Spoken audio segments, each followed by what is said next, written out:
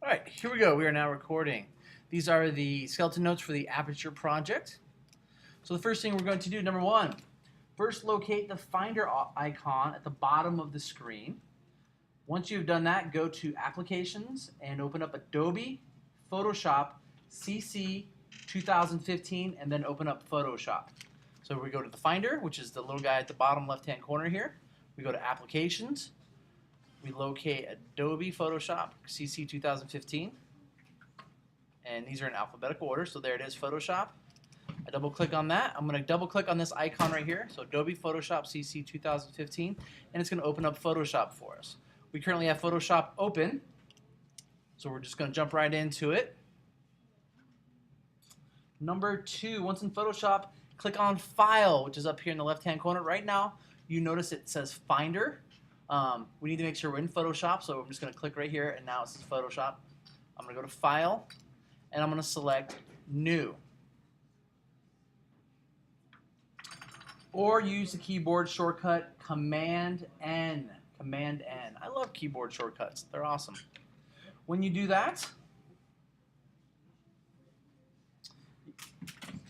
once the new dialog box appears, title your project like this. The name of the project, the date, and your initials. So for this project, it is Aperture. Aperture, the date is 02/18/2016.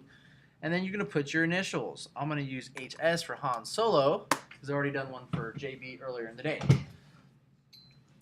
All right, so this is a little different from our last project.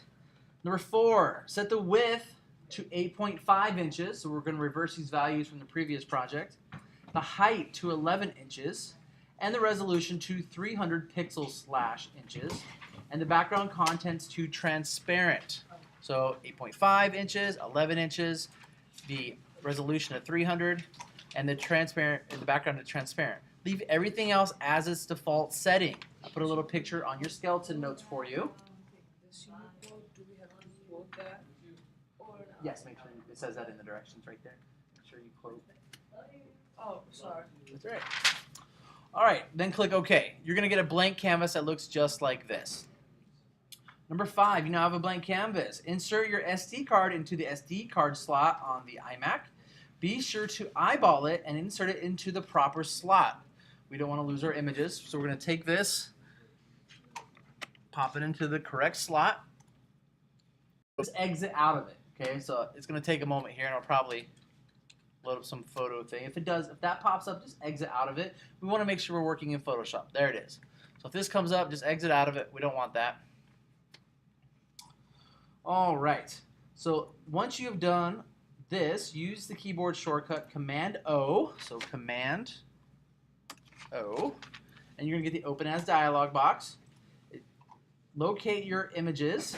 So we're going to go under Devices. So as I come over here, I have Devices. I'm then going to go to EOS Digital, which is right there. That's my SD card. I'm going to go to DCIM.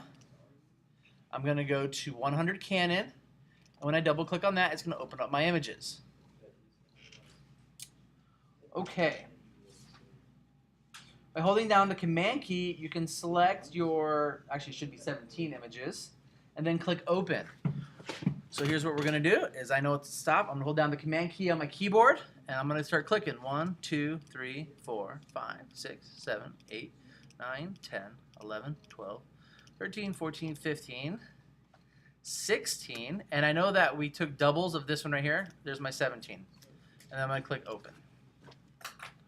All right. And one cool thing is you look at the screen, you can actually see the Can You Read Me get clearer and clearer. Or more, I'm sorry, more out of focus.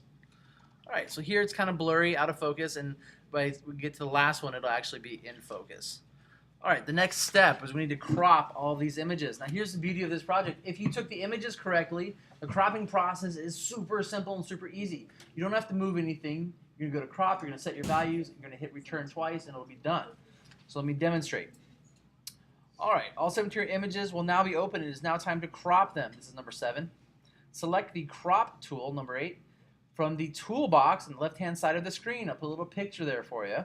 Crop your image to 2 inches wide by 1.5 inches high with a resolution of 300 pixels/inches. And I put a little picture for you in there as well. One thing that came across a few times last project, and I just want to cover this really fast, is if it doesn't say W times H times resolution, if it has one of these other things in here, it won't work right. So make sure it's on this one, and then 2 inches by 1.5 by 300.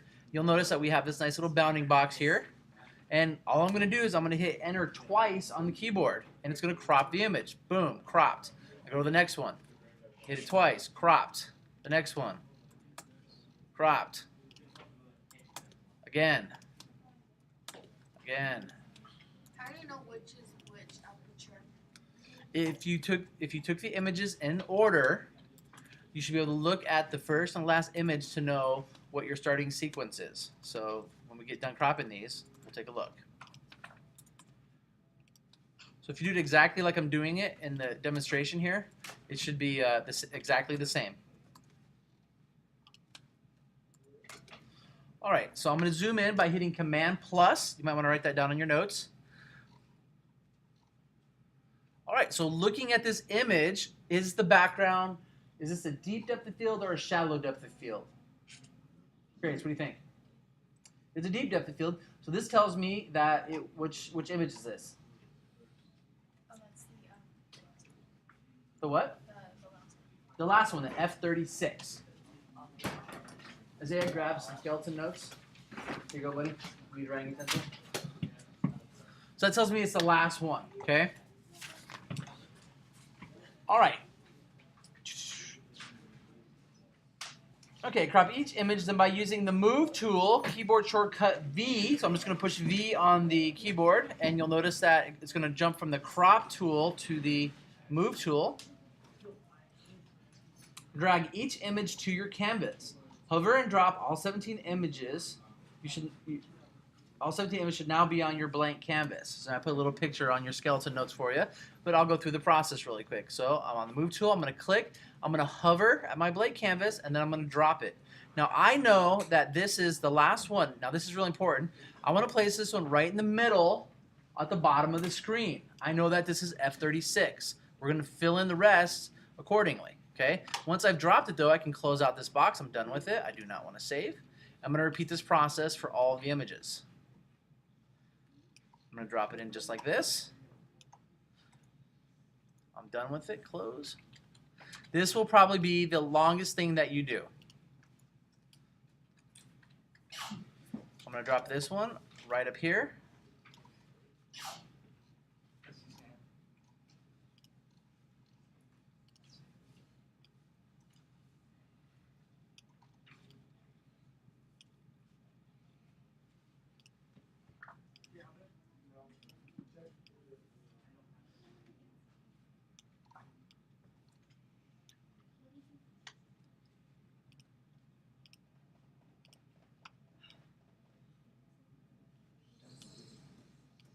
We're just going in reverse order.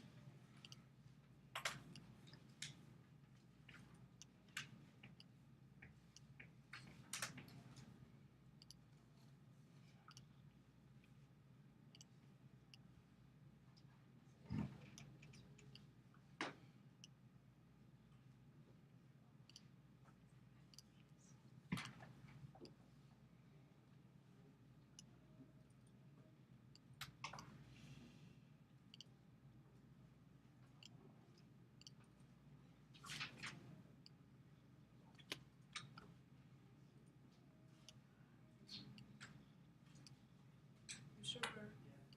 Can I use my phone because I have some holes in my door? Yes. Thank you for asking.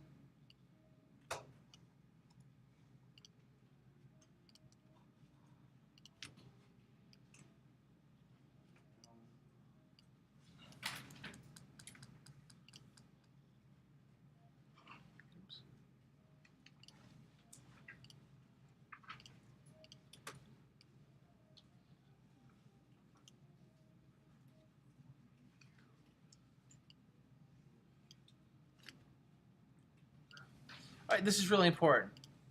You may have noticed that in the example I gave you, there are how many images? 17.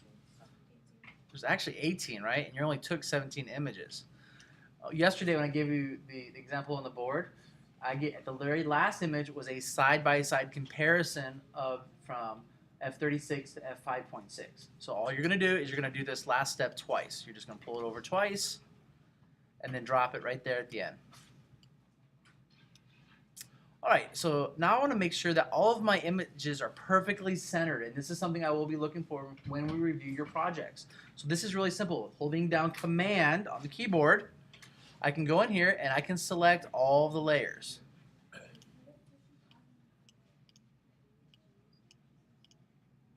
sure I got them all here.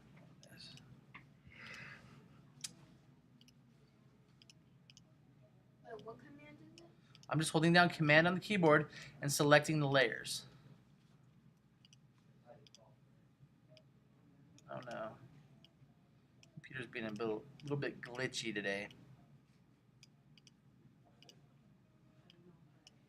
You'll notice they're all turning blue as I select them.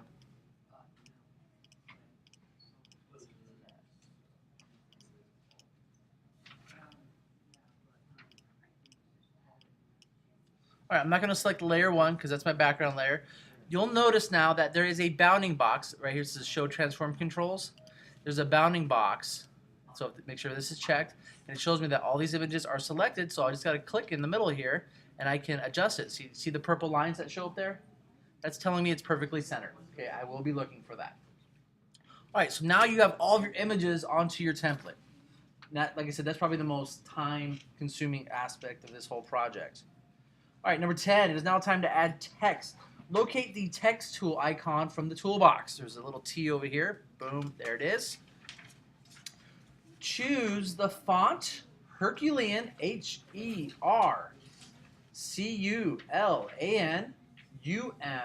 I'll spell that again. Herculanum. Regular. Herculean regular. And set the font size to 60. And if you flip over or go on to your next page, you'll actually see it there for you. I took a little screenshot of it for you. Herculean regular, font size 60. So at the top here is Herculean regular, and we're going to set the font size to 60. All right, number 12, select the vertical type tool by right-clicking on the text tool icon. So over here, we have our text tool. I'm going to right-click on the mouse, and I get some options. I'm going to select the vertical type tool, and now you'll notice my cursor is in a vertical orientation versus a horizontal. So I'm going to click right here on the left-hand side. So number 13, to the left of the images, type in ISO 3200 in black font. So let's talk about how to get black font. You got several ways to choose font colors. I will go over a few right here. Right down here is called your color palette. Okay, you have your foreground color and your background color. See it in the lower left-hand corner here on your screen. So right now the foreground color is set to white, so I would have white font. If I want to have black font, all I need to do is hit this little arrow here, and it'll switch it. Now I have black font selected as my foreground color. Now, what if you go in here and it's set to some weird color, like let's go something bluish. It's set to blue. How do you get it back to black and white? Several ways.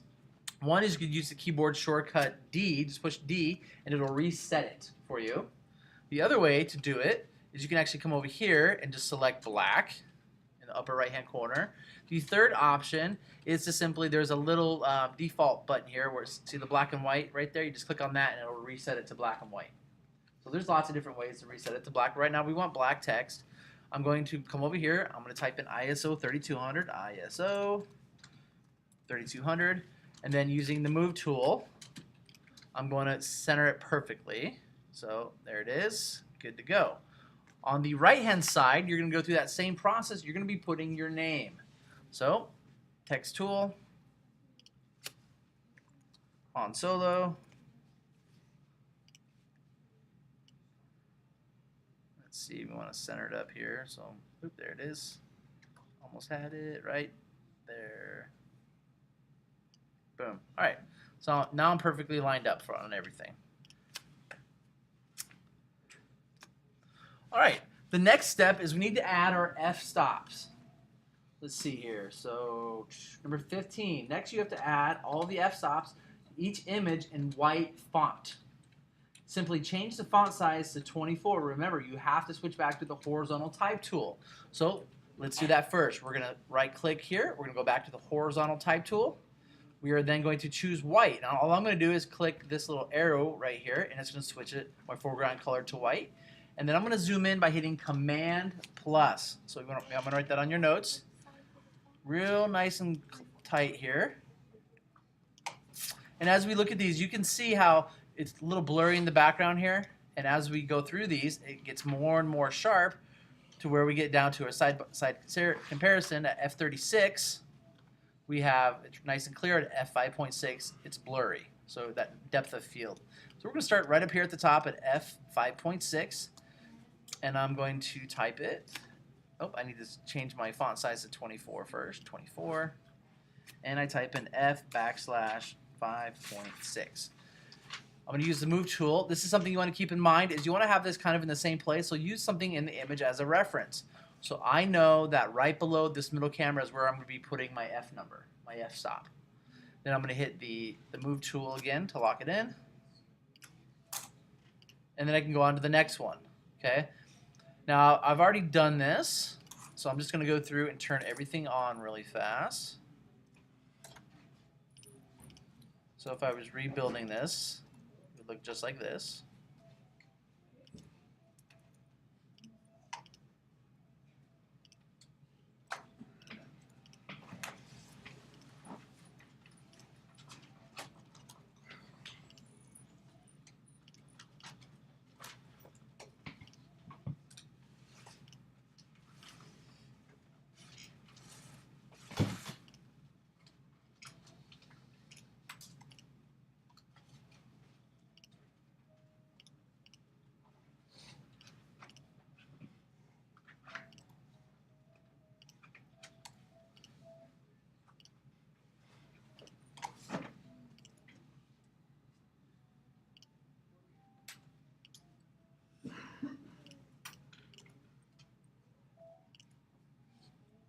All right, so now we have our completed project. So you can see the F numbers on there. I'll zoom in a little bit so you can see a little better. And I'm holding down this space bar. When I push on the space bar, the little hand appears, and I can move my project around. So we have 5.6 going all the way through the f-stops, all the way down here to where we have a side-by-side comparison. Once you've done that, let's go back to your skeleton notes here. Number 16, do this for all 17 images. For your 18th image, locate the image that has the F6. Select it and hit Command-J. So if you ever want to duplicate a layer, this is another way to do that, is you can actually go on to this layer here where it says 5.6, and I can just hit Command-J, and it's going to give me a copy of that layer. So if I come down here, and I grab the Move tool, I will have just another layer of 5.6 that I can move around. So I could have just pulled that one and pulled it up there wherever I needed it, like that.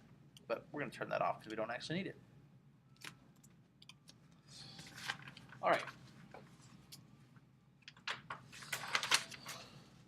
There is a picture on your skeleton notes of the completed project. It is now time to save your project and turn it in. You're going to hit Command-S on the keyboard, and the Save As dialog box will appear. So Command-S.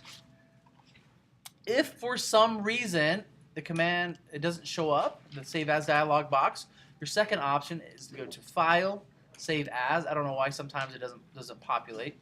So Save As dialog box. If you titled it correctly in the front end, it should populate correctly on the back end. You're going to save it to your thumb drive. So I'm going to hit the drop-down box here. I'm going to choose my thumb drive, Darth Vader. And then I'm going to change the format to what?